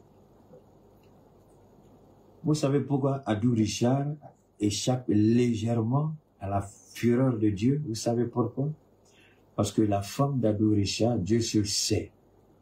Quand Adou Richard finit de faire ce qu'on lui demandait de faire, il allait se confesser chez sa femme qui priait, qui intercédait beaucoup pour lui. Quand ils ont compris qu'Adou Richard se confessait, ils ont tenté de le tuer. Adou Richard a été empoisonné. Quelqu'un n'a qu'à me dire qu'il voit Adou Richard aller au bureau. Il a été nommé au Conseil constitutionnel. Personne ne le voit. Actuellement, il se traite. Il ne peut même pas rester longtemps à Abidjan. Parce qu'il a été tellement empoisonné que chaque fois, il va en Allemagne pour nettoyer son sang. Parce que on a tenté, parce qu'il était trop au courant. Et il avait des remords. Adou a dit une fois, quand il a fini de plaider sur la base des instructions de Ténébrahim, quand il a fini, au moment, il a même dit aux gens, il dit, ceux à qui il a confessé, qui m'ont rapporté ses faits, il dit, mais, Adou dit, mais est-ce que vous n'avez pas vu pendant que j'étais dans la salle climatisée au palais de justice, une salle bien climatisée, mais moi je suais, on dirait j'étais sous le soleil. Parce que je savais que ce que je faisais, tout, c'était pas bon. Et je sais pas comment Dieu va me pardonner un jour pour tout ce que j'ai fait aux Ivoiriens. Adou Richard confesse aujourd'hui. Il regrette ce qu'il a fait. Ce qui fait que la première fois quand j'étais sorti contre lui, et puis après, quand j'ai eu les échos des remords de sa confession, de tout, automatiquement j'ai laissé Adou Richard. Vous êtes témoin. Et puis j'ai même dit, je ne vois plus de raison d'attaquer Adou Richard. C'est vrai, il a commis un crime. C'est vrai, il a fait du tort. Je laisse Dieu gérer ça, puisqu'il se confesse, lui et sa femme. Mais Adou Richard se confesse aujourd'hui. Alors, l'idiot qui est assis dans le fauteuil là, est-ce qu'il est le premier procureur? Il n'est ni le premier ni le dernier. Il y aura d'autres procureurs. Et il y a des procureurs qui vont le juger. L'ironie du sort, ce sera ça.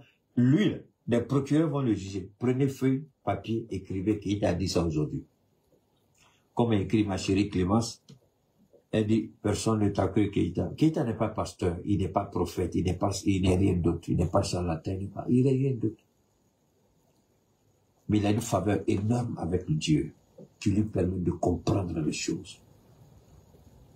L'arrestation de Damana Picasso, il a été pisté depuis le palais privé de Ouattara. Information transmise à l'hôtel Sibroco. Des gens formés à cet effet étaient à ses trousses. Ce n'a pas été facile parce qu'il brouillait les pistes chaque fois. Jusqu'à ce qu'il fasse une petite erreur. Il a été pris. La petite erreur, je peux vous la dire aujourd'hui sans risque de me tromper. C'est pas quelqu'un qui a vendu Damana comme les petits qui sont à Paris, là, ils racontent souvent des conneries, comme ils le disent. J'ai dit à tout le monde, allez sous les radars et laissez tomber vos téléphones. Allez prendre les Nokia de 5000 francs, là, qu'on peut pas pister, là. Allez prendre ça. Je dis, les plus grands du renseignement, c'est ce qu'ils utilisent. Les petits Nokia qu'on peut pas pister, là. Ils finissent de parler des 5000 francs, ils jettent. Souvent, ils vont s'arrêter, ils vont acheter pour 50 000 francs, à peu près 10. Ils finissent de parler d'être, ils jettent. Ils gardent pas ça. J'ai dit, cherchez ça, et puis communiquer avec. Est-ce que j'ai pas dit ça ici? Vous croyez que c'est comment que Pablo Escobar a été pisté? C'est avec le téléphone. Vous croyez que Muammar Kadhafi a été pisté comment? À cause du téléphone même que les gens lui ont donné, son téléphone satellitaire. Muammar Kadhafi a été pisté quand il prenait la route pour aller au Niger. Il voulait quitter Tripoli. Mais il était pressé avec son propre téléphone. J'ai dit aux gens, laissez à faire des téléphones là. Tu as un joli téléphone, tu veux regarder, il faut arrêter. Mais quand vous ne voulez pas quitter les réseaux, conséquence, voilà ça. Le combat que tu mets là, c'est vrai que tu peux, mais tu peux me regarder ça avec le téléphone de quelqu'un, mais pas ton propre téléphone. Parce que quand tu vas dans ton propre compte, les gens savent tout de suite que tu as activé. Moi, je peux rentrer tout de suite. Et puis sortir l'historique de toutes les activations. Chaque fois que je suis quelque part, tout est là. Tout est dans mon téléphone. Mais une fois que les gens craquent votre téléphone, c'est fini. Ils savent où vous êtes. Ils vont vous prendre. Moi, ce n'est pas parce que j'ai fui. Non, moi, je suis venu m'installer ici depuis que Ibrahim Baka Keïta était au pouvoir. C'est vrai que son élection, j'étais déjà aux États-Unis. C'est après son élection que je suis entré. Donc, je ne suis pas entré par rapport à la crise. Non, ce n'est pas parce qu'il y a la crise que j'ai fui pour venir en tant que réfugié, non. J'ai juste renoncé à la nationalité ivoirienne. Je suis venu m'asseoir dans mon pays d'origine, puisque mes parents sont d'origine malienne, eux-mêmes leurs parents d'origine malienne. C'est au feu qui nous a fait la grâce, et je suis éternellement reconnaissant au feu. Mais c'est par rapport au travail extraordinaire de mon père aussi, qui était entrepreneur de son état. Mais j'ai décidé, j'ai beaucoup de frères qui sont ivoiriens aujourd'hui, mais moi, je suis le seul dans ma famille qui a renoncé à la nationalité. Ce n'est pas, je suis le seul pour le moment dans ma famille qui a décidé de renoncer. Même quand Gaussou était né, à un moment où je suis allé à l'ambassade, j'ai dit non, je fais plus ça, c'est terminé. Je vais être fier de celui que je suis, je vais être fier de mes origines, ça s'arrête là. Mais cela ne m'empêchera jamais de me battre pour la Côte d'Ivoire, pour le simple fait que c'est un pays qui m'a tout donné à ma famille et à moi-même. Je veux dire, quand j'ai ma famille, je parle de mon père, bien entendu. Mais on peut pas regarder ce qui se passe et puis fermer les yeux, c'est inimaginable. Je disais comme ça à une amie proche, hier on parlait, je lui ai dit, mais je peux m'installer en Côte d'Ivoire, mais je ne peux pas supporter l'injustice. Un jour ou l'autre, je vais parler et puis je vais me retrouver face à ces criminels. Parce que forcément, un jour ou l'autre, je ne peux pas supporter l'injustice. Mais ce qui arrive à Damana Picasse doit attirer l'attention des autres. Rester en Côte d'Ivoire, ce n'est pas être un garçon. C'est prendre des risques incalculés. Rester en Côte d'Ivoire, c'est mettre votre vie en péril pour rien. Je parle des leaders politiques. Mais ce régime va tomber. Ne venez pas me dire quand je ne suis pas Eli Pada. Mais tout ce que Eli Pada a dit, moi je peux vous confirmer. D'ailleurs même je dis souvent, Clémence elle est là, je dis quand moi je finis de dire, je dis allez dire à Eli Pada, s'il est vraiment serviteur, il n'a qu'à prier pour que le Seigneur lui décide oui ou non, parce que moi là, affaire de Dieu d'ici, chrétien ici, catholique ici, évangélique là-bas, musulman là-bas, ou bien moi je ne suis pas dans ça, moi je connais un seul Dieu. D'accord? Je connais un seul Dieu. Parce que pour qui il y a l'islam aujourd'hui là? Il y a eu d'abord le Christ, il y a eu Abraham, il y a eu Moïse, il y a eu Noé, il y a eu tous ces prophètes-là. Esaïe, Élie, tout que vous connaissez là. Tout ça, ils ont parlé au nom de Dieu. Donc moi, je ne suis pas là pour faire, pour dire, c'est les idiots qui connaissent pas Dieu qui parlent comme ça. Moi, je parle pas comme ça. Moi, je respecte tout le monde avec sa confession religieuse. Que chacun fasse bien sûr en quoi il croit. Ça s'arrête là. Parce que ce qui va se passer, je vous jure au nom de Dieu, Ouattara va regretter, Ouattara va perdre. Moi, je ne vous dis pas quand. Mais Ouattara sera humilié. Il y a quelqu'un qui m'a insulté parce que j'ai dit que Ouattara m'a sondé quelqu'un qui a Coco. Est-ce que c'est faux? L'humiliation de Dieu, c'est par là d'abord. Quand vous marchez, vous femmes là, vous marchez devant vos enfants, votre mari, ou bien votre copain, ou bien votre famille, ou bien vos partenaires de travail, tout ça, mais, ma soeur, vraiment, toi, tu es belle, regarde ta démarche, tu es grave belle. Mais tu marches, de toute façon, les gens vont te dire, attends, mon ami, qu'est-ce qui ne va pas? Pourquoi tu marches comme ça? Mais est-ce que tu es clair pour demander à Ouattara pourquoi il marche comme ça? C'est un garçon, il faut lui demander. Mais lui, je lui sais pourquoi il marche comme ça. Ouattara n'est plus ce Ouattara-là. C'est pourquoi je vous ai dit, il est mort spirituellement. C'est une coquille vide que vous voyez. C'est une enveloppe vide que vous voyez. Il n'y a rien encore dans Ouattara qui peut encore résister. Tout est fini en lui. Ouattara subit une pression aujourd'hui, demain matin, il va trépasser. Comment Dieu va le frapper, moi je ne sais pas. Quand il va le frapper, je ne sais pas. Mais l'humiliation a commencé. Ça a commencé d'abord par sa personnalité. Vous ne pouvez pas regarder Ouattara de près pendant 1 minute. Si vous faites ça, je suis désolé, vous allez vous retrouver dans le noir. Vous ne pouvez pas regarder Ouattara comme ça, face à face, pendant 1 minute. Le visage que vous voyez, ce n'est plus le visage d'un homme normal. Il y a une métamorphose qui est là. Les gens le savent très bien. Ceux qui sont autour de lui, ils savent fort. Ils savent vrai. Son visage est en train d'être métamorphosé. Quelque chose que je vous avais annoncé. J'ai dit, Dieu va l'humilier avant de le détruire. Vous regardez sa démarche aujourd'hui.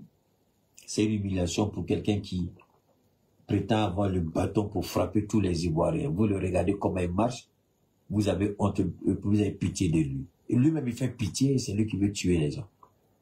Mais ce n'est pas tout, ça n'a pas commencé. Dieu permet à Ouattara ce que Élie ne vous dira pas. Ce que aucun prophète ne vous dira pas, je vous le dis. Et comment les choses vont se passer, c'est à eux de vous le dire. Dieu permettra à Ouattara de croire qu'il a le contrôle de tout. Dieu permettra à Ouattara de croire qu'il peut faire tout, il a la main sur tout, il contrôle tout. Au moment où Ouattara croit qu'il a tout géré, tout calé, et que rien ne peut s'opposer, c'est à ce moment-là que autour de lui, comme un château de cartes, tout va dégringoler. Et c'est là que Dieu va révéler sa véritable puissance à Ouattara. Les Ivoiriens, vous allez souffrir un peu encore, je ne peux pas vous mentir. Ouattara va croire qu'il est tout puissant. Ouattara va croire qu'il n'y a rien. Ouattara va penser que personne, que tout est fini. On viendra lui mentir, des pasteurs vont mentir, des imams vont mentir. Mais tout ça, ça fait partie d'un plan plus puissant que nous tous, le plan de Dieu. Parce que Dieu va faire de Ouattara un exemple dans le monde, un exemple d'arrogance. La manière dont Dieu a frappé Israël, rappelez-vous, ou bien d'autres, à cause de leur arrogance, leur mépris, leur haine pour la vie humaine. Ouattara va frapper, Dieu va frapper Ouattara comme ça. Et ça fera pitié. C'est vrai, pendant ce temps, on fait quoi? Pendant ce temps, chacun se prépare, chacun s'organise. C'est tout ce que je peux dire. Moi, je ne peux pas donner de directive. Je n'ai pas l'autorité de le faire. Je ne le ferai jamais. Par contre, ce que je peux faire, c'est de donner des conseils. Quand je dis préparez-vous à défendre votre vie. Par tous les moyens. Je n'ai pas de l'ego, hein. Préparez à défendre votre vie par tous les moyens. Si vous devez mourir, au moins,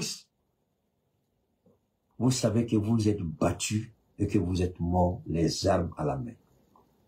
Mais ne vous asseyez pas pour que des petits bâtards appelés Djoula viennent vous tuer. Et puis après, vous allez sortir pour faire des vidéos, parler, crier dans nos oreilles, on ne peut pas respirer. Que chacun s'organise. Que chacun soit prêt. On vous a traité de chien, vous avez peur de quoi encore? La constitution de l'état de corps là, elle n'existe pas pour vous, opposants. C'est pour eux. C'est pas pour vous. Alors, si vous croyez encore, ceux qui viennent avec les belles paroles là, c'est pas pour des gens comme Ouattara. Les belles paroles là, c'est pas pour Ouattara. C'est pour des gens doués de bon sens. C'est pour des gens qui comprennent. C'est pour des gens qui respectent la vie humaine. C'est pour des gens qui se disent le pays là appartient à tout le monde.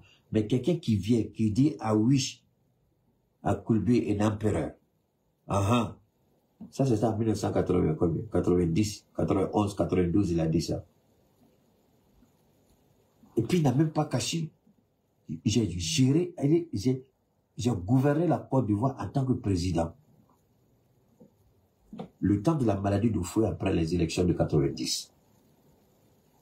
Il était pratiquement le président de la République et Premier ministre. Donc, un monsieur comme ça, attention, faites beaucoup attention à lui. Ce que nous disons de Ouattara, si vous avez une idée de ce que c'est que Ouattara, une toute petite idée de Ouattara, je vous jure au nom de Dieu, vous n'allez même pas avoir besoin de moi de vous parler de Ouattara. Vous n'avez même pas une idée de ce que le gars est capable de faire. Moi, je parle, c'est vrai, mais souvent, je ne peux pas. Si je mets à parler de certaines choses telles que je les reçois, vous allez dire, mais c'est pas vrai, ce gars-là, est-ce qu'il est normal? Mais, qu'est-ce que vous devez faire? Restez vigilant et à l'écoute. Bientôt, Pucheli Galé va vous donner une information. Elle va vous donner des directives. Restez à l'écoute. Organisez-vous. Je vous demande pardon, organisez-vous. Sinon, on va continuer encore à enterrer encore plein de gens qui n'ont pas compris. Arrêtez de vous faire tuer inutilement. Quand je vais vous faire jouer l'intégralité des propos des ressortissants de Nayo, il dit, les premiers coups de fusil, c'était des calibres 12. Qu'est-ce que je vous ai dit? C'était les fusils de chasse. Donc, les fusils de chasse dans les villages, à tout le monde a ça. Il dit, mais après, c'était plus les calibres 12. C'était des détonations de Kalachnikov. D'où viennent les Kalachnikov? Ce sont les Kalachnikov que Télé Brahima a donné à Amoundé et ses mercenaires pour aller tuer à Nayo. Ils sont rentrés avec des Kalachnikov pour aller tuer. Et vous croyez qu'à la date d'aujourd'hui, ils ont dit Nayo, et pourtant je vous avais prévenu. Je n'ai pas dit ce sera Nayo, mais je vous ai dit, ils vont choisir une localité où ils vont frapper fort pour envoyer un message. Keïta n'a pas dit ça? Clément, c'est là, non? J'ai dit ça, non? J'ai dit, ils vont choisir une localité où ils vont frapper fort pour enlever tout désir, toute envie de protestation. Je l'ai dit. C'est ce que nous avons vu à Nayo. Nous allons revenir, nous allons... Alors pour ceux, on va revenir, Inch'Allah, Damana Pikas, on va continuer à demander aux autorités depuis le Nigeria, merci beaucoup. Alors, on va demander au PPACI de faire en sorte que, bon, Abiba, en tout cas, elle ne pourra pas aller puisqu'ils veulent forcément arrêter Abiba elle-même. On va demander au PPACI de trouver un moyen, en tout cas, pour chercher à savoir où se trouve Damana Pikas. Sa famille a le droit de savoir. La Côte d'Ivoire a le droit de savoir. S'il a été arrêté, qu'est-ce qu'on lui reproche? On sait qu'ils vont sortir tout de suite une liste d'accusations aussi longue que le bras. Il n'y a pas de problème. Mais dites-nous au moins où il est détenu. Ça, c'est une obligation. Il faut qu'on nous dise où se trouve Damana Pikas. Mais vous savez, Damana Pikas peut être la goutte d'eau qui va faire déborder le vase. L'arrestation de Damana Pikas peut entraîner forcément quelque chose. Je ne sais pas trop, mais j'espère avoir raison. Alors, on va... Oh là là là là. Donc, permettez-moi, s'il vous plaît, de voir ça. Alors, on va revenir encore sur ça. Je vais faire un direct spécial sur ça. Pour vous demander pardon. Ici à Nayo, c'est notre village. Et nous ne voulons pas de bagarre. On va revenir sur ça. On va faire un spécial Nayo pour comprendre un peu ce qui s'est passé ici. Pour comprendre ce qui s'est passé, parce que le narratif ici n'a rien à voir avec ce que nous avons entendu. Mais d'ici là, comme je le disais tout à l'heure, il y a beaucoup de gens qui m'ont contacté, beaucoup. Alors, ce que je demande, n'attendez pas que ce soit trop compliqué pour les personnes qui sont malades avant de me contacter. Ça, c'est parce que je ne peux pas faire de miracle. Oui, il y a des gens qu'on envoie, il y a des miracles, mais je ne suis pas faiseur de miracles. Je traite et puis c'est Dieu qui vous guérit. Deuxièmement, si vous faites vos paiements, toujours envoyez-moi les factures, parce que quand vous me dites après vous avez payé qu'il n'y a pas de trace, c'est un peu compliqué après. C'est un peu compliqué. Actuellement, il y a une dame avec qui ils sont en train de discuter, mais dans tous les cas, je vais l'aider. Mais seulement, elle prétend avoir payé, elle n'a pas de preuve de son paiement. Et moi, j'ai pas reçu un centime. C'est pas une raison, puisque dans mes habitudes, dans tous les cas, j'ai toujours aidé. J'ai toujours aidé, donc je ferai le maximum pour l'aider, ça s'arrête là. Mais si vous n'avez pas de facture, ne me dites pas que vous avez payé. Si vous n'avez pas la preuve du paiement, ne me dites pas que vous avez payé. Parce que c'est un peu compliqué. Aujourd'hui, je peux laisser, mais demain, c'est pas évident que je puisse laisser. Donc, si vous avez des cas de santé, je le dis toujours, moi, je viens pas avec la liste, ne venez pas me dire, parle-moi de ceci, parle-moi de... Non, non, non. Vous achetez chaussures, allez dire à ceux qui vendent chaussures en ligne, parle-moi de tes chaussures, parle-moi de tes habits, parle-moi de ta voiture. Moi, c'est une question de santé publique. C'est vous qui venez à moi avec des informations. La dernière fois aussi, j'ai vu quelqu'un qui a ramassé tous les documents médicaux qu'il veut me donner. J'ai dit aux gens, mais les gens n'écoutent pas, surtout les Ivoiriens.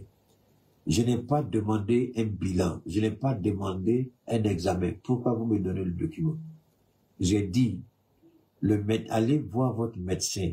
C'est lui qui va vous demander de faire telle ou telle analyse, tel ou tel examen, tel ou tel scanner.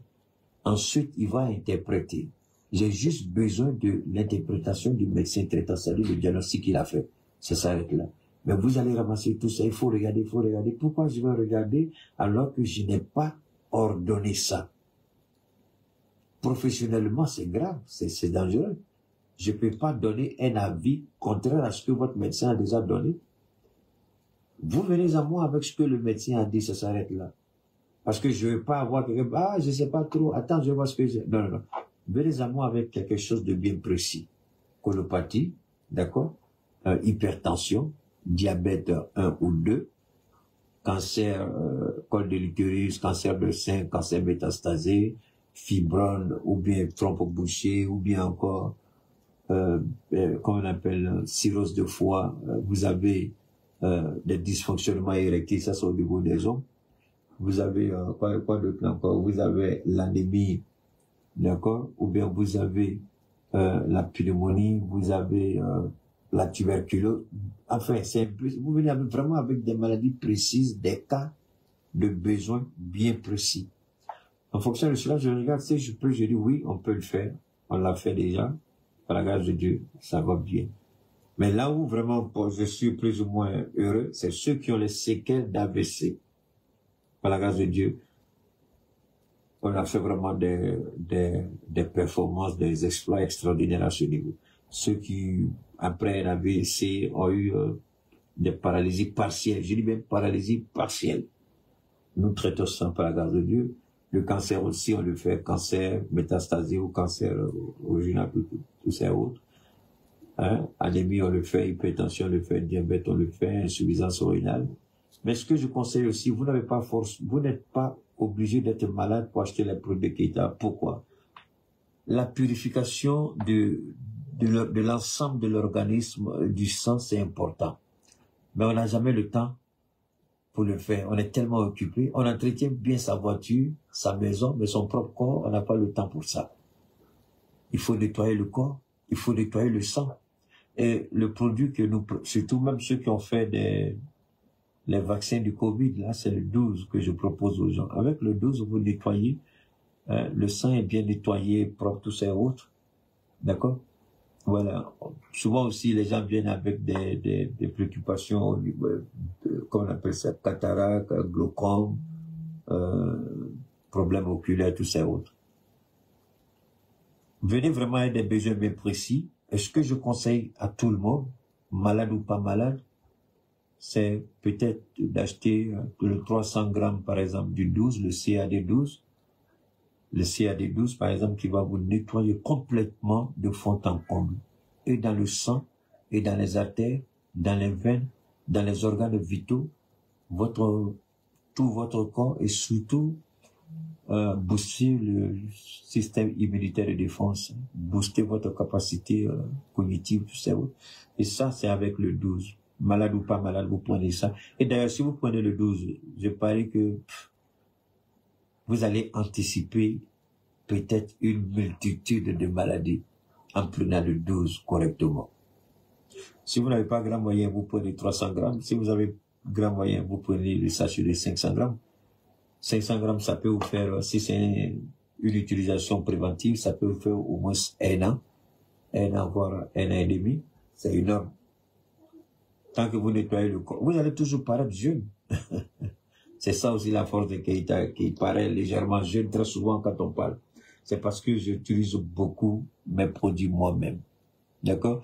Donc c'est le 223 72 77 47 88 223 72 77 47 88.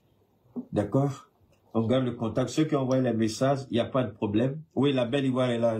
Oui, j'ai la belle ivoire. La belle ivoire, c'est la combinaison du 12 300 grammes et du TTP 40. Hein? Même ceux qui ont les hémorroïdes, là aussi, on traite ça. Une constipation chronique, parce que la constipation ici est à l'origine de beaucoup de maladies. L'insuffisance rénale, très souvent, le diabète ou l'hypertension sont à l'origine. Donc ce que je fais, ce que je propose, pour éviter même l'insuffisance rénale, c'est de nettoyer quotidiennement le sang. D'accord? Ce qui permet aux reins de fonctionner correctement, purifier le sang, injecter suffisamment d'oxygène. Tant que les reins travaillent correctement, vous n'avez pas de problème. Hein? Il y a aussi le foie aussi qui est purifié, les poumons, le cœur, donc tout ça, c'est des organes vitaux. Et puis les nerfs sont renforcés dans leur capacité, comment on appelle ça, mobile. Donc vous avez, en tout cas, vous allez avoir une meilleure mine et puis une meilleure... Donc, je répète une dernière fois, c'est 223 72 77 47 88. Et pour ceux qui continuent d'envoyer des messages sur le 72 25 70 70, je vous en prie, si je réponds pas là-bas, renvoyez tous vos messages envoyés sur le numéro que je viens de donner. C'est-à-dire les messages que vous avez envoyés sur le 72 223 72 25 70 70, ramenez-moi tous les messages sur le 223 72 77 47 88. Merci infiniment à toutes et à tous.